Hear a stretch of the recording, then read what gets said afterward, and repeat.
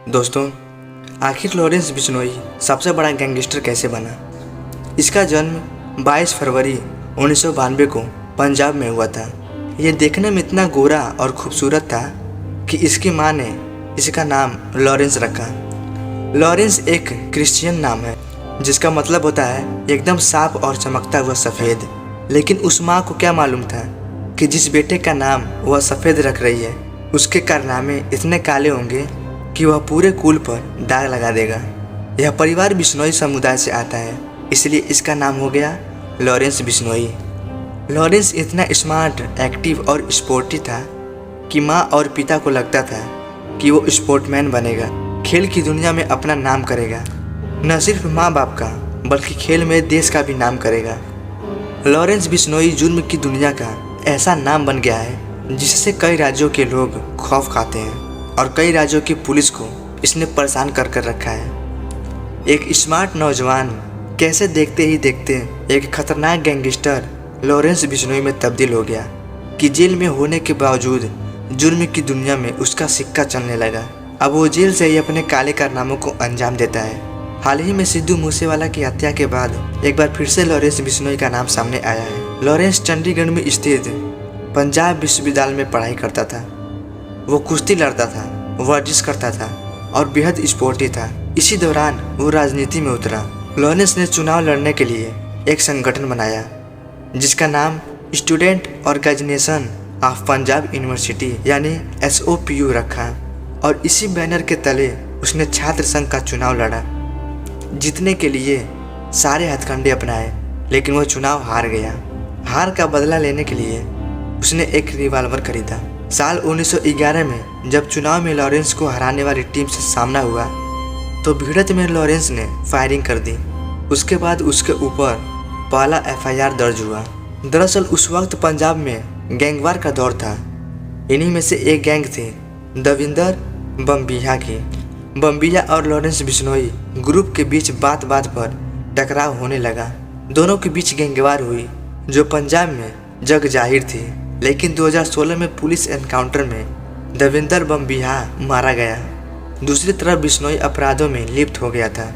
Lawrence Bishnoi के gangster बनने के पीछे यह भी कहा जाता है कि वो अबोहर में एक कॉन्वेंट स्कूल में पढ़ता था।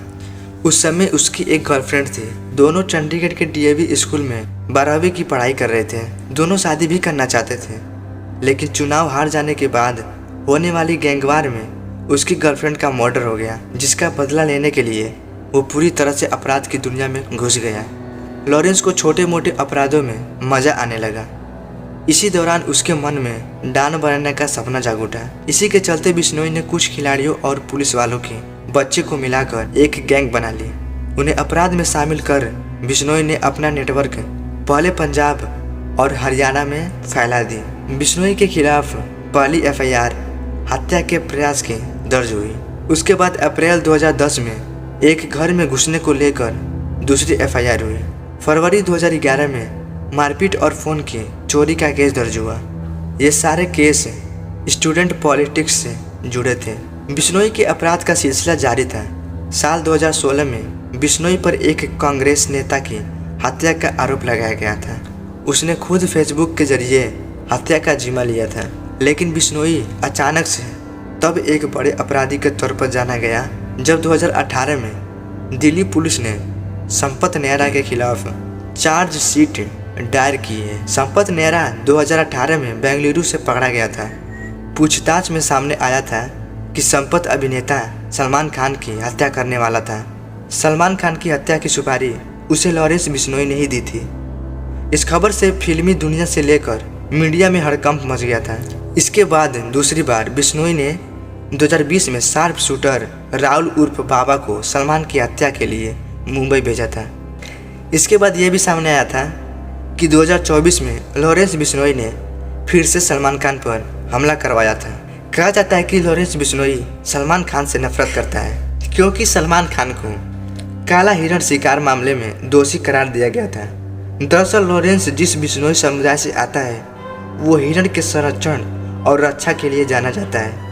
काले हिरणों को तो बिश्नोई समाज पूजा करते हैं, साथ ही दूसरे जानवरों के संरक्षण के लिए भी बिश्नोई समाज प्रयास करता है। यही वजह है कि वो सलमान की हत्या करवाना चाहता था। तो दोस्तों, इन्फॉर्मेशन आपको कैसी लगी नीचे कमेंट में ज़रूर बताएं। चैनल पर नए हैं तो लाइक करें, चैनल को सब्सक्राइब करें। धन्यवाद।